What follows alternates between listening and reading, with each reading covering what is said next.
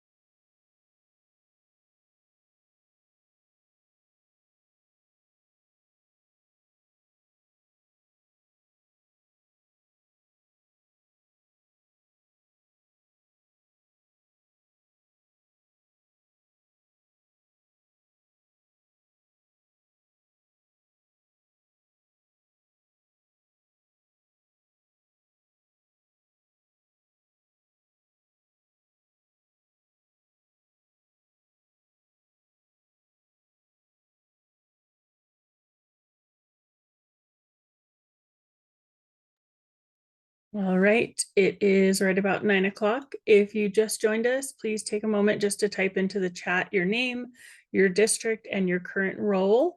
And just as a reminder to everybody, this meeting is being recorded.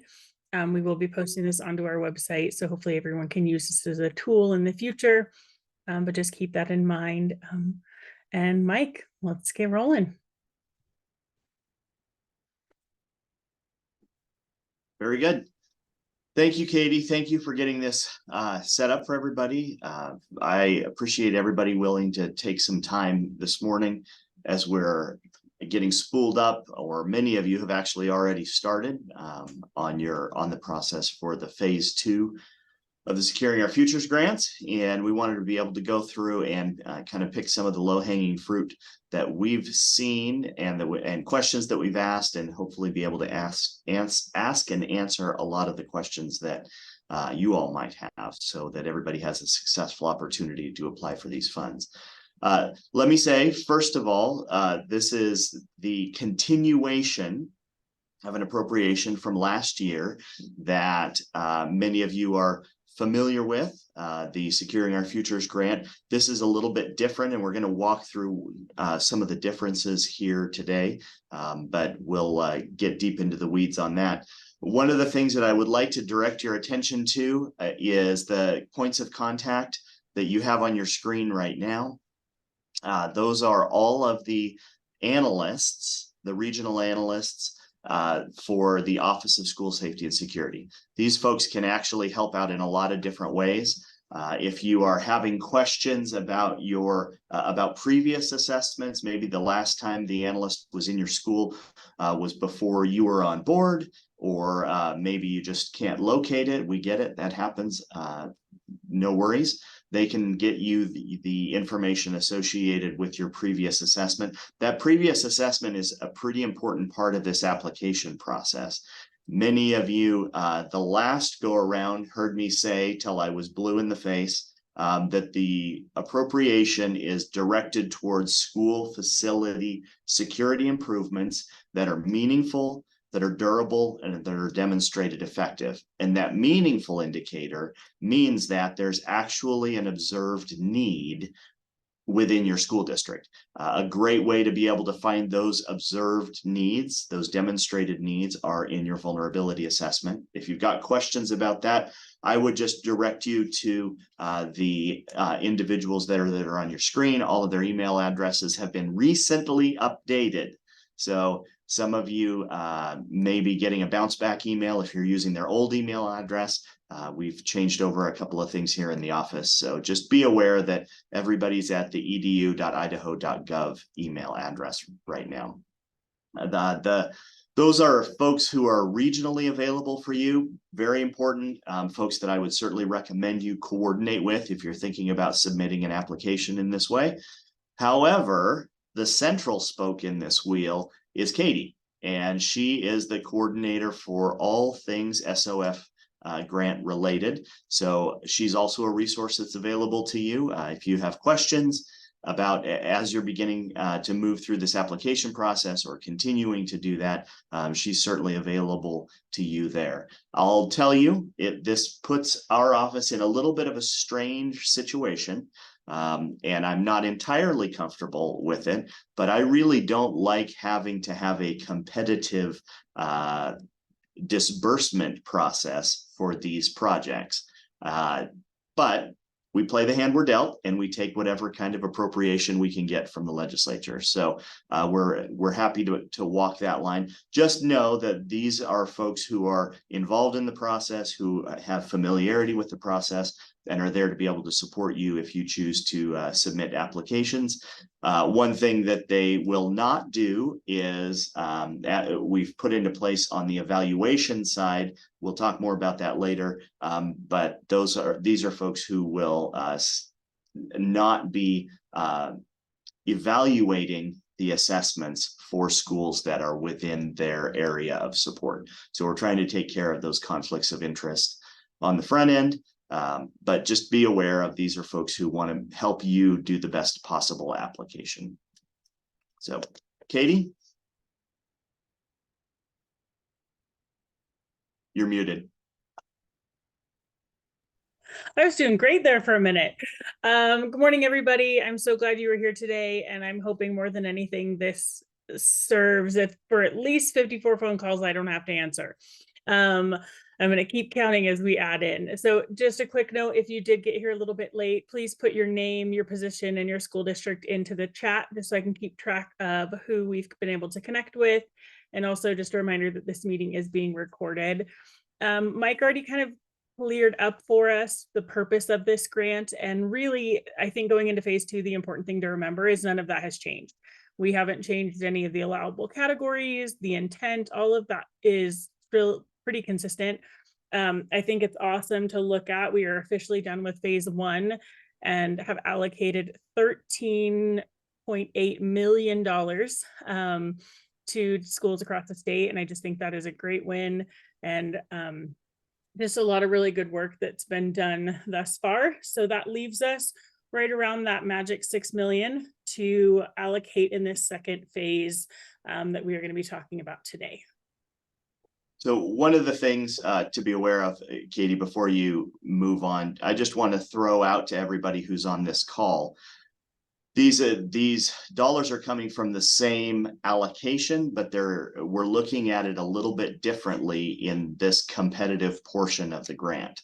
The allowable projects are the same. We'll deal with that more in just a moment. We have those same allowable expenditures.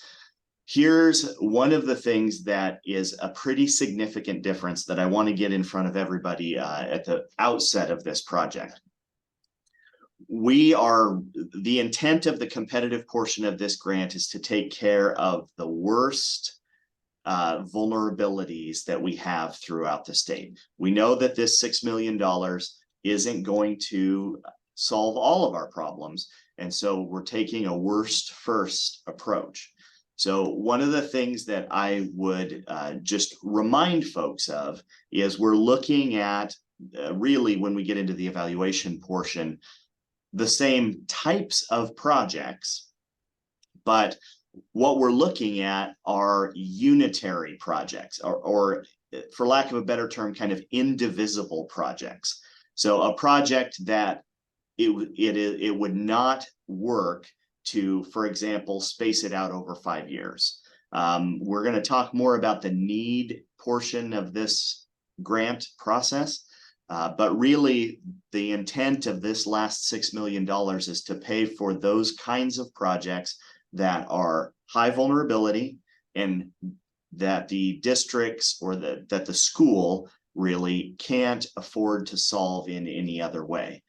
I'm going to come back to that idea of it being a unitary or an indivisible project pretty frequently, because what I want to steer people away from is, well, I can apply for $200,000 of kind of my Christmas wish list. You know, I want 5,000 here and 2,000 here and 3,000 here and 4,000 here, and have all of these little small scale purchases.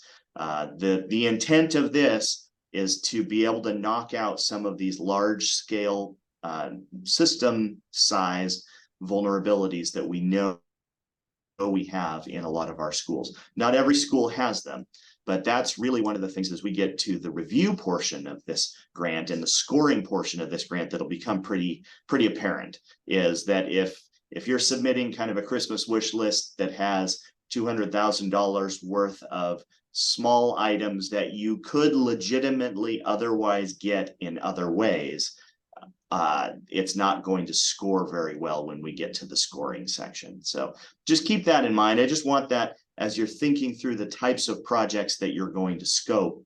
If it's something that can be purchased out over the course, 20% this year, 20% next year, and 20% next, for the next 3 years, and eventually you figured out a way to phase that approach in, it's not going to score very well when we get into this portion of the program. So I just want to throw that out as folks are thinking through what kinds of projects will be eligible. We have the eligibility list, and certainly we'll review all the applications that are on the eligibility list, but pay special attention to how that scoring side works, because some of those projects, just by their very nature, will score higher in the review portion than others. So just keep that in mind. I think that'll become clear as we move through.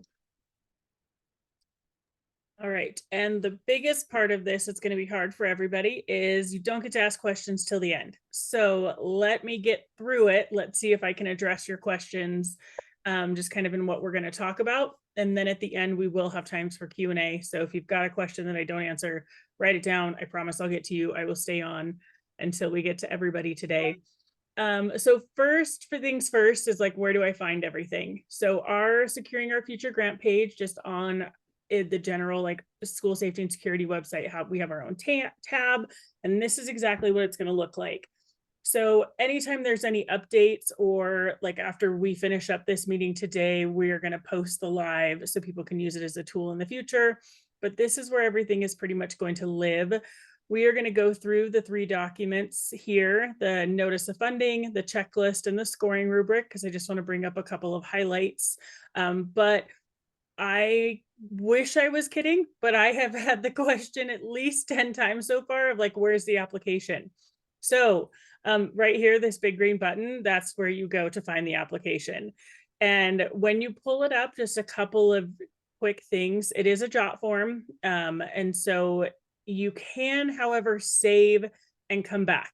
So if you get it started and you start working on something else, or you realize you need some different documents, it's totally fine. You have the option to save your progress, and you do not have to create an account to do that. You can actually just email yourself a copy and it'll allow you to open it again at another time. So that is how you get to the actual application. However, I would really recommend before you start typing into the direct application, I would use the checklist as a tool to kind of plan out your responses. So first, we're going to just look at a couple of things that are a little bit of a review of what we've said, but this was the notice of funding that came out in regard to the second phase of the grant. One piece to remember is that the maximum award, and again, this is not your Christmas list, but the maximum award for a project. So per project, per school. So you can have one application per school, name school in your district, with a maximum award of $200,000. Like we said, and kind of what Mike was just saying, this is not a conglomerate of a whole bunch of small projects. You really want to focus in on one large scale project that isn't feasible within your current funding structure. And that is really all. You're not going to be able to jump a bunch of, or excuse me, like cram a bunch of different projects together. That's not going to do well when we get to the rubric portion. Your deadlines are here, and we'll talk about them again at the end. The application is open and live right now. It will close on March 15th of 2024 at 5 o'clock Mountain Standard Time. Anything after 5 o'clock, it's not happening. It's not going to get reviewed. So just keep in mind that deadline. And then our goal of our review team is we're going to turn and burn and get these right back to everybody, hopefully by the 1st, and let you know if you have been awarded. Just a couple of those other things we just talked about, remembering that it's K-12 public or K-12 public charter. You can't use any of these funds for a virtual school, a preschool building. Those are a couple of the things that have been declined in the past. So keep those in mind. This is a big one, and I'm going to be honest, the first phase of this, we did not do a great job of following directions. However, because this is a competitive grant, if you submit an incomplete application, that you get one shot, and I will say, hey, you were missing your board meeting minutes. Please go back in and upload those.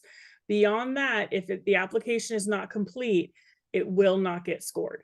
So there's not going to be the same type of support we had in phase 1, just because it is a lot more competitive. You cannot have any sort of an administrative fee within your budget, just like in last time. And one thing, we do have quite a few schools that are using a leased facility. So I want you guys to think, as you're talking about the projects that you want to put in place, how can you take that with you? So if you're doing like a radio system, great, you can up and move that to a different building. But really think about that. We don't want these funds to be put into a building that we don't even own and are going to be lost essentially if you move to a different site.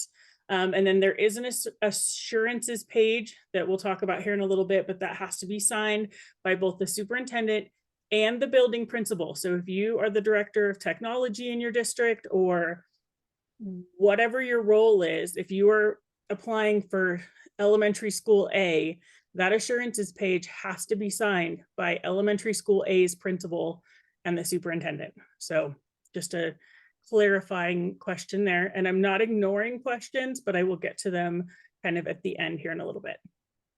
So the next one, again, like we talked about, the allowable categories have not changed. We're still sticking within those 5 main ones. So access control, public access, visitor management, life safety, fire alarm systems, surveillance, and communications. So this list is exactly the same as the last list. We haven't changed anything here. And sorry for the aggressive red, but I'm hoping it gets the message across.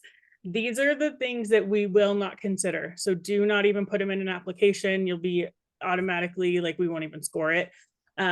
So a couple of those things that are not allowed, and this is based on how the legislature allocated these funds, but we can't do any sort of staffing. We cannot pay for people. We can't pay for training or stipends, anything like that. A couple of the other ones that are really specific. So door locks requiring a rec sensor. We won't do any vape detectors, AI like weapons detection. Secondary locking, we're talking like lock blocks, unless you can get your fire marshal to sign off on that, but good luck. A big one is the ongoing licensing or subscription costs. And we've had a lot of questions around this. This we've really seen more with your technology pieces, that essentially, if I'm going to install a new camera system, that we can pay for the actual hardware and get the system installed. And if there's like a one-time seed license to get you going, that's great. But a lot of vendors, we're seeing that there's like a 5-year subscription cost. And really our goal is that we want to make sure in that durability, that sustainability of these projects, that we don't get you started on something and then next year nobody can afford the licensing and it's all just a wash. So we really just want those durable long-term solutions. And then the last piece is radios. I'm going to be totally honest, Guy, I have no idea what those letters mean, but I do know that you have to be using, if you're going to request radios, they have to be FCC compliant. And if you don't know what that means, I would love to connect you with your analyst, and they know all the nitty gritty of what types of radios that means, and even just some ideas of like vendors you can find them at. But it basically means you cannot go to Costco or Sam's Club and buy the 20 pack, that those will not be approved within this funding. All right, so now I'm going to go just kind of page by page, highlight a couple of things that are in those documents I listed on our website. And this grant checklist, like I said, this is exactly how the JOT form was built.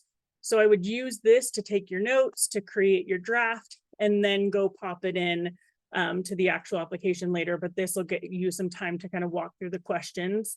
A couple of highlights, I like to use stars and highlighting. You guys will figure that out. First, the contact person who submits this grant has to be an employee of the district. I see a lot of applications that came in last time from outside consultants or grant writers. However, I need a point of contact within the district that's going to be able to provide ongoing information about the progress of the work and have some signing authority when it comes to these assurances, documents, and applications. So great, I don't care who works on it. However, the submission has to be completed by a district level individual. And I also need somebody to be in touch with as far as accounting, because just we want to ensure that the funds get transferred, and if there's any documentation we need, those are going to be the first two. So the first piece of your narrative, you don't have to narrate much. So let me tell you, we have already gone through the list of every single school in this state that we can find and have sorted them by size. So you're going to just tell us how many kids you're serving within the individual school that you are applying for, and then the number of defined school buildings within your district. And so this is going to be based off of that SDE list. It's linked here. It's linked in the other document. That if it says, I'm going to pick on one that I know semi-decently. Let's say, no, I'm totally lying. I can't even think of any off the top of my head. But if your district on the SDE list has 10 schools, then the answer to that question is simple. It's 10. Don't make this harder than it needs to be. I'll go back and double check the numbers just to make sure that it is current. And again, we're not counting preschool buildings. We're not counting virtual only type facilities. Number 3, a lot of you may not have an answer to this, and that's okay. If, for instance, you have a school that is opened, a school that is closed, a school that has shifted to like preschool or virtual or anything like that, this is where we need to know. Basically, that the number that SDE has for you is not accurate. And that's how we can make sure that you are awarded the correct number of points in this category. And number 4, do not make this difficult. I just want to know who within your district is part of your safety team, like who is making these safety and security decisions. And if you're a smaller district and that is just you, that's okay. Like you can say it's the board, I'm the superintendent, I'm also the principal, and I'm also a 6th grade teacher. Like we know that that's reality. So just kind of a simple description of who is the decision-making piece throughout that. A couple of things here, and don't worry, you guys will have access to these slides too.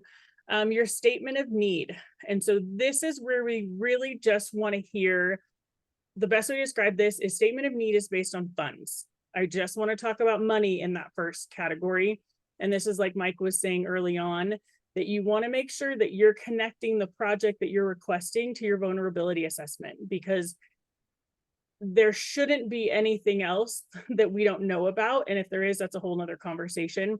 But you want to use that as a tool to identify what it is the project you'd like to accomplish. And then the second piece of this is you've got to explain to us why you can't do it within the current funding structure. So if you've got $150,000 fire safety system, reality is using your general funds or student allocations, you can't get that done. And it's also something you can't phase out. You can't do 10% of a fire system every year. So this is where you're really going to tell us why you can't afford it. Like, why can you not get this project done with the money available? The second piece, the significance and impact on student population. This is where we want you to talk about the impact on kids. How is it affecting your community, the kids within your school? That's where that is a different component. So like I said, statement of need, let's talk money. Significance and impact, that's where we want to talk about kids. Project and planning, this is going to be where the meat comes from. I think a lot of the work on this grant is what we're looking for is we want to see, one, does your district have a plan that they've put in place to identify some core projects, like a wish list of things that you would like to be able to accomplish? And then what have you been able to do? How have you utilized the funds maybe in phase 1 or a different grant or whatever that looks like, that you can show us the historical work that's been done and the planning piece, because we know that some of these projects aren't feasible to complete. We have to have a clearly defined scope of work and projected costs. So you have a couple of options. You can use that line item budget template. It will be available within the form.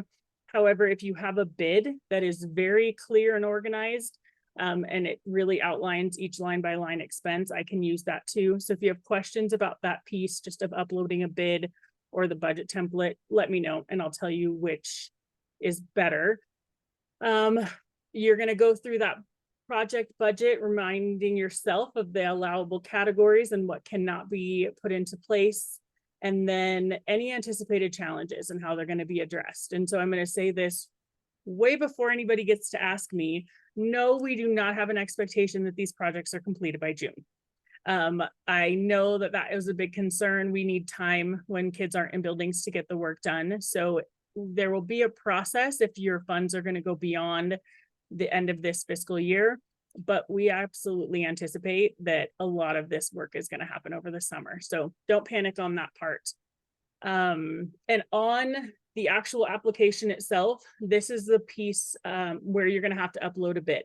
And so the bidding, I'm going to let Mike talk about this part too, but because the size of these projects are over $50,000 and your district might have a different threshold, but projects between 50,000 and 200,000 have one set of like a statute for the process of gathering bids. And then over 200,000, good luck. That's a whole nother adventure, but we can help answer questions. But I want everybody to realize that in order to submit your grant application, you do not have to go through the full bidding process. If you can just get one bid, submit that with your application, then when you get the money and you're actually going to hire the contractor, that's when you have to go through the procurement process, where it requires 3 bids and sealed bids and that whole mess. You don't need that just to apply, but you do need a bid that outlines the exact costs. So hopefully that helps a little bit. And then we tried really hard, just to be honest, to make it a little bit simpler, but that's just not something that exists in state government at this point. So Mike, do you have any other thoughts on the bidding piece? No, I think, Katie, I think you did a really good job of kind of differentiating between what we need for the application process and what you will need as you go through the project planning process in compliance with purchasing laws, and whatever district internal policies you may have. This isn't a get out of purchasing rules, administrative rules, statute, or district policy free card. But we recognize the fact that that is a ton of work to be able to completely go through the purchasing process requirements in order to apply for a grant that you may or may not be awarded. So if we can get, as it says here in the application, we want to have clearly defined scope. We want to have clearly defined projected costs. That's clearly defined doesn't mean you've scratched it out on a legal pad. It means that you've actually gone and done some of the legwork, but maybe not gone out and gotten all of the functional specifications completed, or maybe you've not had the opportunity to get 3 competitive bids, depending on where you're at in terms of the amount of money associated with your project. So I just think that's a really important thing for us to be clear on, is what we need for the application is going to be less than most likely what you'll need to actually do the purchasing. And completing the application doesn't negate the necessity for you to follow laws of the state of Idaho. So. And I think I am going to answer one question that's in the chat about, Jill, you asked, is a detailed estimate sufficient for the application?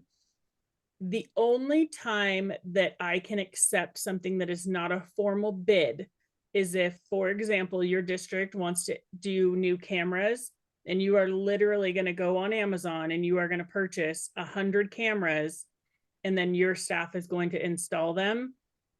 That could be an estimate, but if it's fencing, if you are doing door access, anything like that, that's going to require a vendor to come in and do the project themselves, we've got to have a bid.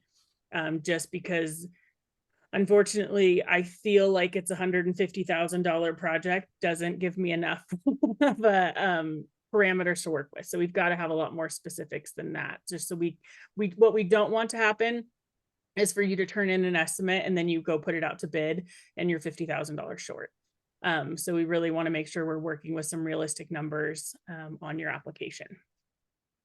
Okay, so the last piece is the evidence of stakeholder input. And this is really where we want to see what you currently have in your district to gather feedback from all of your stakeholders. And when we say that, we mean staff, students, families, the community. What's your partnership with local government or non-government entities? Like, how do you bring everybody in? This is a great place if you have letters of support, if you have done surveys within your community or within your staff. This is that location where you'd want to highlight that. And then the second piece of this is, what collaboration do you have in place as just part of your safety process? Are you working with a local PD and fire that they've helped you implement your safety plan, or even identify some of the needs that you're using to plan how you respond within your district? So those are the couple pages of the planning document, like I said, and this does mirror the exact application. So the next piece is the scoring.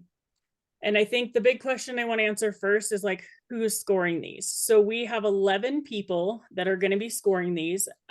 Basically it's our staff. However, we also have representatives from IEA, SDE, then we've got the SRO Association, police, and the State Department of Ed, and then our group. And what we'll do is we'll have a minimum requirement of those 11 that we have to have at least 8 people score your application, because if it's your analyst or there's any other sort of conflict of interest, those people will not get to score applications for people they have like a direct influence over, if that makes sense, or something to gain. So that's how it will be scored. Everybody will get a kind of a chunk at that. And then the one thing that will not be scored though by them is the initial points just based on your student count. So I will enter that as they come in.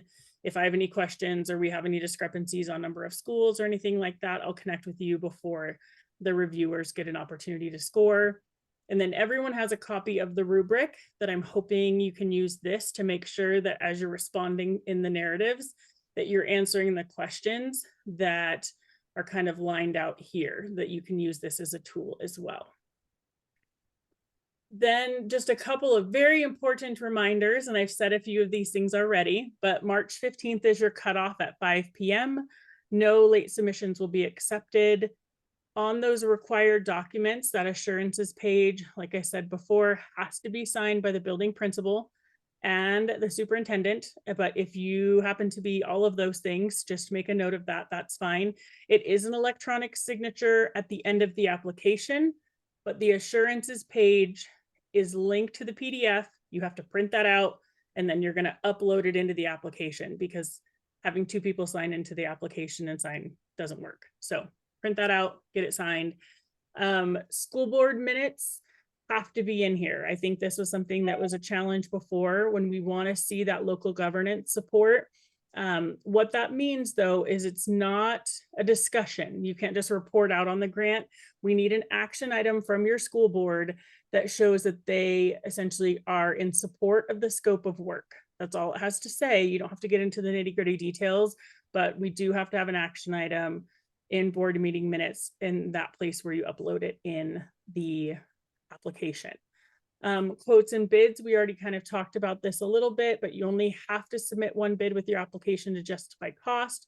Once you've been awarded, then you can go through the adventure of the procurement, and you are going to have to provide to us some documentation, just the assurance that you went through that process appropriately, just because we want to keep everybody on the right side of the line with these pieces. And then the last piece is this idea of supporting for corrections, and I say this in the nicest way possible. You get one shot at it, and then if you're missing something, I will come back to you and say, hey, maybe your board minutes weren't attached, or this document's not readable. Like, I will be screening every application that comes in that way, but I'm not going to be reviewing for content, or if the grant looks good, or if it's a good program, or if I answered the question correctly, any of those kind of things. Because of the competitive nature, it's really going to fall to the school or the district as they apply to make sure that you have everything in there. And so, like I said, one shot. If I'm missing anything after that, it's unfortunately just not going to be scored. So that is where I'm going to stop our presentation. And then I'm going to answer the last really big question that I know is stirring in everybody's mind. But Mike, what about people who want to apply for a district-wide project? So here's, this is a question that's come up a lot.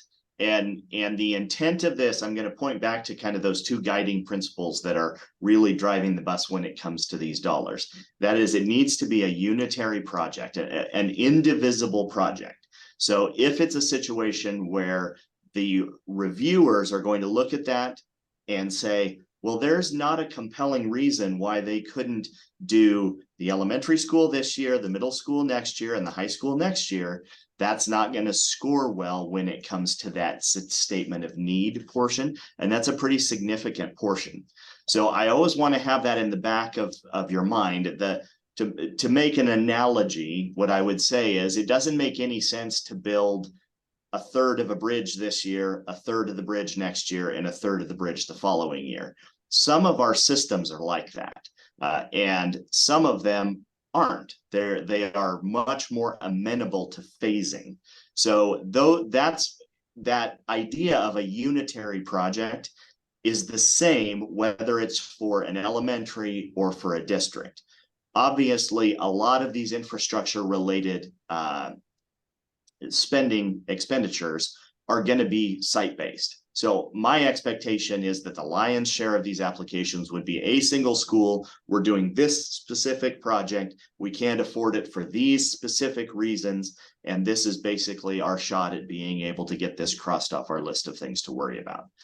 I can't specifically exclude that there may be district level projects that would fit into that criteria. I can't think of any right off the top of my head that would meet that need. But really what we're looking at is fixing those pervasive problems that we have a school that was, they're dealing with this particular situation. They don't have the resources to be able to address it. And here's the part that I don't like about the competitive granting process. We know that $6 million isn't going to be enough. We know that $20 million was a great start for the total project, but $6 million isn't going to be enough to be able to meet the rest of the needs throughout the state. So really, again, we're approaching it from this worst first perspective.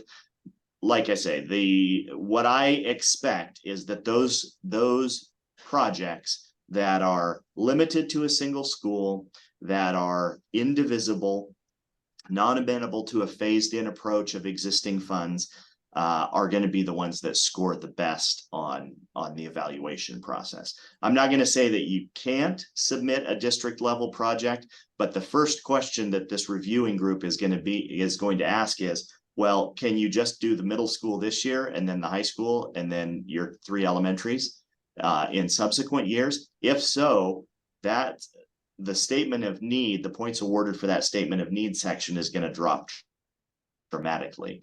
And I don't say that because I'm against having high quality school safety. I say that because that's the reality of how we do a lot of things. It's continual improvement over time. And so that at the end of the day, what we have to remember is when we get to the end of this process, we're reporting back to the legislature. And in a lot of ways, what I'm doing right now is I'm asking you the questions in this application process that are going to be asked of the entirety of the program when we present our final report. So I hope that's helpful.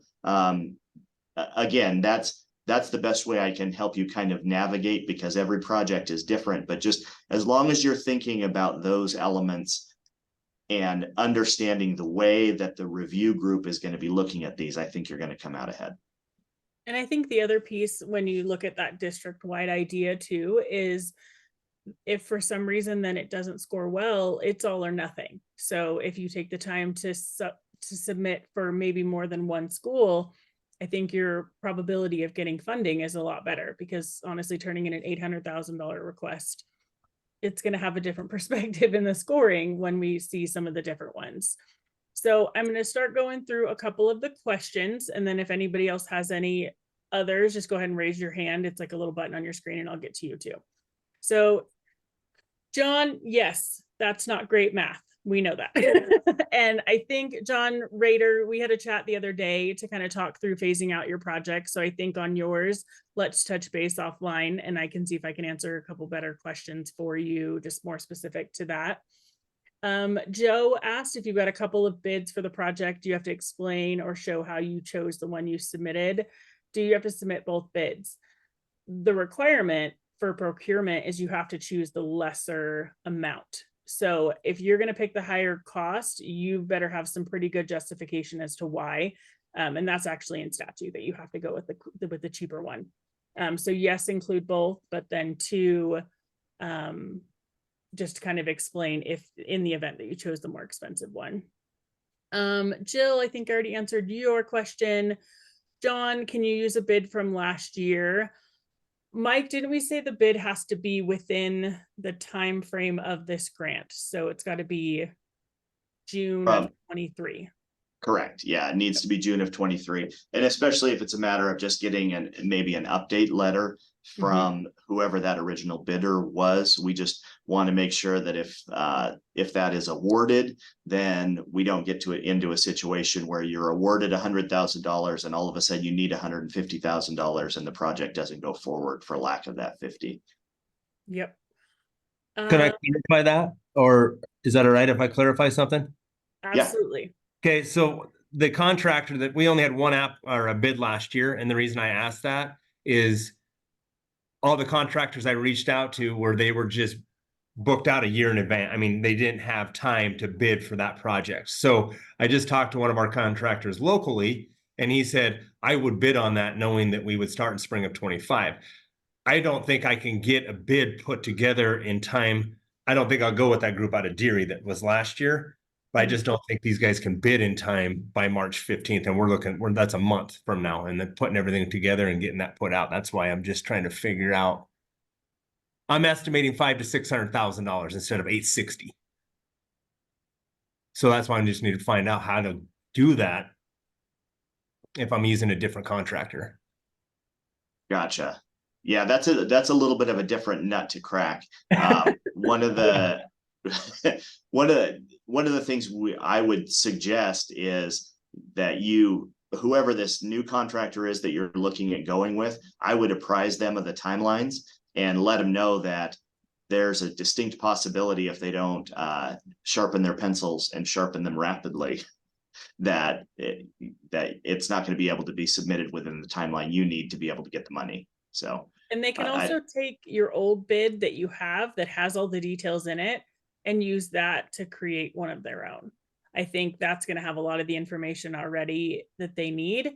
But I think they're going to have their feet to the fire, unfortunately, if you want to get one that's more realistic. Okay, I understand one project. However, can that one project be for all my schools? Example, new PA systems for all 4 schools. I think Mike answered this in that concept of like 1 per year type of a thing. So if you were to apply for that at a district level as a large scale project, like we said, they're going to look at that and say, okay, well, could we just do 1 school this year, 1 school next year, and would it be feasible in that manner? So I would not recommend putting those together. Like we said, you can, but I think it would be worth having a conversation as to how you could break that apart. District-wide idea. The charter school is 1 building serving 2 schools, elementary, middle schools, 1 name, and shared cameras and halls. So it is 1 building. Dahlia, I need some more specifics there to answer that question. So I'm going to keep going while you maybe. Oh, I'm here. Oh, there you are. Okay, perfect. Yeah, so we're a charter school serving elementary and middle school, and we are 1 district and in 1 building school. So that's totally fine. With most of the charters that just have a single entity, that would, I mean, it would just be 1 building. So you're good to put them together. School board action item. Does the agenda need to specify the project, or can the agenda specify approval of the grant application? All it needs to say is that they approve the scope of work within the Securing Our Future grant application. You do not have to get into the nitty gritty, but I would just use that language of scope of work. Are we asking questions in the chat or Q&A? Dennis, I will get to you next. I've got yours pulled up too. And the documents are to be uploaded all through the JOT form. Yes, so on the JOT form itself, as you are going through the application, there are a variety of different upload buttons where you will put things in order. And then at the end, there's an additional one just in case you had an extra letter of support. None of them have limits, so you shouldn't have any issues uploading, but all of it is through the JOT form specifically. Dennis, your question on the board minutes, because you can't get on the board meeting agenda for March, we have the option to do a signature page. We've done that quite a bit in the first phase. So if that's something you would need to do based upon timeline, reach out to me and I will walk you through that process and what that would need to contain. Can I follow up just real quick on that? It's on the agenda. It'll be shown as an action item on the agenda, and there will be minutes for the March 21st meeting. But what I'm saying is the minutes themselves don't become official until they're adopted at the next board meeting in April. Can I submit an agenda, a school board agenda, and unofficial minutes? Yes, absolutely. Thank you. Of course. So then your next question was district-wide project. All of our buildings K-12 are on the same small campus, and our request is for perimeter fencing around the whole thing. Dennis, remind me, are you a Horseshoe Bend? I feel good about that. Correct. Yes, we're a very small school. All our buildings are on the same and we wanted security fencing, but technic for the whole campus, which technically is a district-wide project, but I don't see how else to break that up. I would consider that a kind of a unitary thing. But. Yeah. So Dennis, I would say the same thing. I was struggling to come up with an example, but that's a perfect example for something that would fall into that bucket. It doesn't pass the sniff test to say, well, we're going to fence a third of our campus and leave 2/3 of it open this year.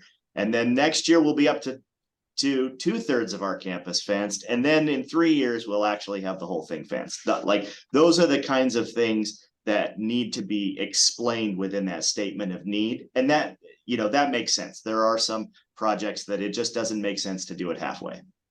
Understood. Thank you. Absolutely. Okay, and then we've got a question. Can our budget constraints be considered worst first? Say if our schools do not have any facility or safety funding whatsoever, and we have multiple serious access control points to address for the risk assessments. I think those are all great things to include. I would say in your statement of need is where you highlight the budget piece as far as like lack of funding, and then your serious access control points to address like those perimeter issues that I would put within the student impact. So you could separate those into the two different areas within the narrative. That's what I would recommend there. Jason, same thing at Grace. We have 2 buildings according to state, blah, separate high school, shop, assuming it all falls under one school. Jason, I know we went rounds with this one with Guy, so let me follow up with him, and then either myself or him will reach out to you directly. You have a note on my page. Thank you. Just so we can make sure that we're all on the same page, because you've got one of the more unique situations. Okay, and are $200,000 size projects the preferred amount, or would $100,000 be something reasonable as far as approval ranking? So the amount you're asking for is not going to have any impact on approval. Really what we're looking for, like your scoring, is truly based upon the narrative components. And I don't think it's realistic that everybody's going to come in and ask for 200,000, because it's really going to depend on the project.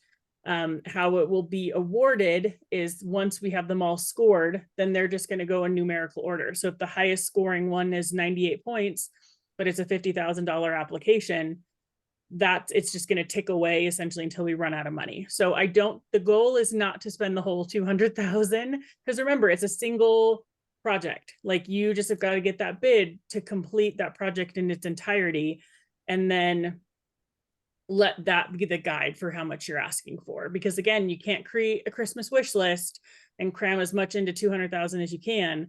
It's kind of got to be the other way, that you identify what that project is and then keep it within the budgeted amount, like under the 200,000, if that hopefully answers that question, Eric.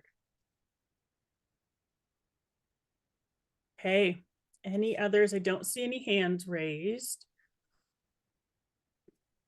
Okay, I think that is all we've got for today.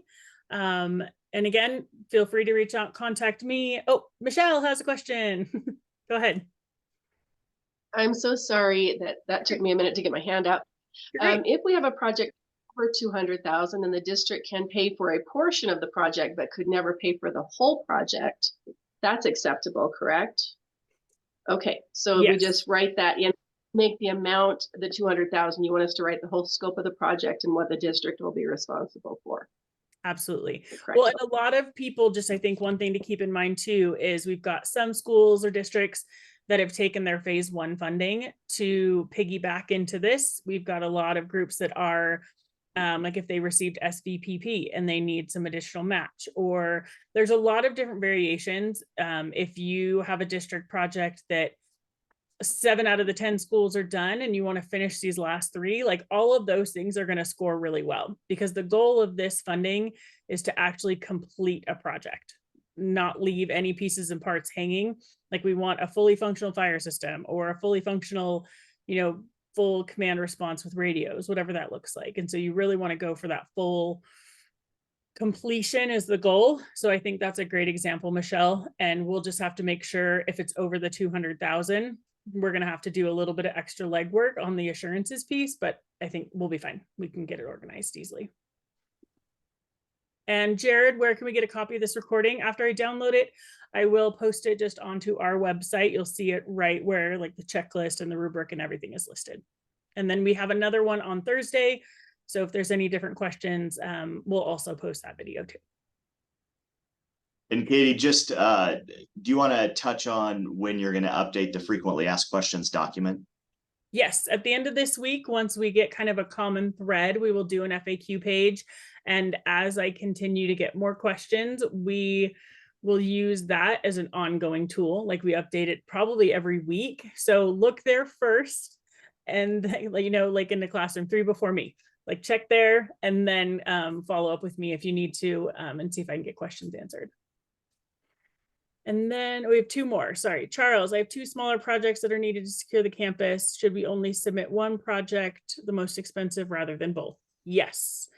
Charles, I would just pick the one because you just get the one project per school.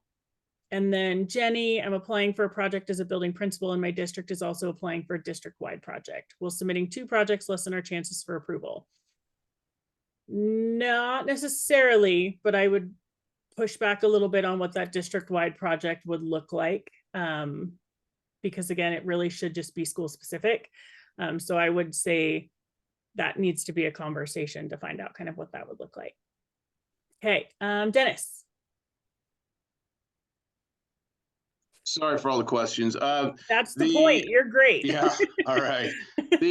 For when you ask for number of buildings, just to clarify, you're not looking for the number of student occupied buildings, you're looking for the number of schools with an identifiable number, right? Like, yep. So on the we have, STE list. yeah, we have 6 student occupied buildings, but we only have 2. We have a middle/high school with an identifiable number and an elementary with an identifiable number. We have 2 schools.